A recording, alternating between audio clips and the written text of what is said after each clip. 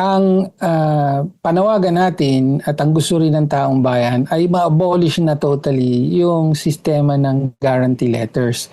Dapat diretso na sa mga ospital, whether national government hospitals, DOH hospitals, or local government unit hospitals. The guarantee letter is issued by DOH. It's the DOH that issues a GL code for particular items. So again, it's up to the DOH to operationalize their guidelines. Malamang hindi matatanggal ang guarantee letter system. Ngayon, yung sinasabi nila, mawawala na raw yan dahil dito sa bagong provision, General Provision number 19 sa budget, ay napaka malabnaw po ng provision na to.